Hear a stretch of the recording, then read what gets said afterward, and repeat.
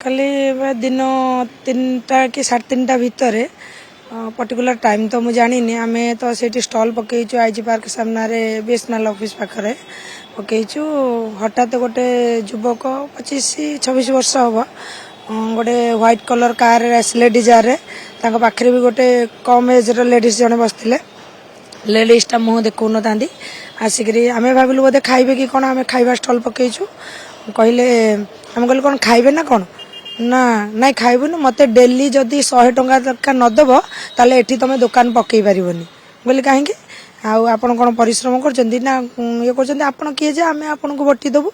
ना किए मु कहीकि पलैला लेडीज की छाड़ीदे गाड़ी छाड़ीदे पछरे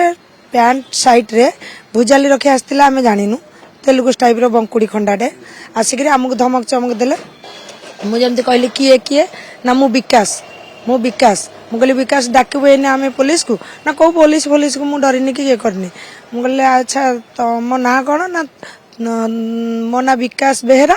आउ बापा ना पचारो कहले तो बापा ना जा मो बापा ना से आ घर कौटी कहला जापान एमती कहीकि जुक्ति तर्क करी भयभीत करैला आ कहला जदि मते 100 टंका कहीं तुम 100 टंका दबनी कहीं दबनी मुझे कहीं तुमको 100 टंका दबू ना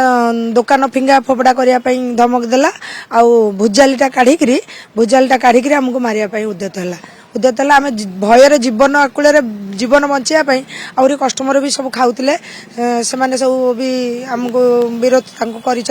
भी कहते पुलिस को पीएसआर को फोन कर बोली आम सब अच्छु आम देखीचु आमती निज जीवन बचाई आम बाध्य जो छताटा मारी से छतार बेंटटा हुई बाहर कलु तार किए संपर्क सब आसी आम जमी कहलु जे आम पीएसआर को फोन करूँ सी संपर्क घोषाड़ी नहीं गले आज्ञा आज्ञा नहीं नहीं प्रथम आम चिन्हनु कि जानू प्रथम थर ही देखिलु आम आज्ञा आज्ञा निश्चय निश्चय ना कारण पेट पोषण आम पेट निजर माने पेट पोषापी आम रोड कड़े स्टल पकईचु ना एका मु तो नुह मो पर भी अनेक परिवार से पोषा होती से जब समस्त को धमक चमक दिए आज जदि पुलिस माने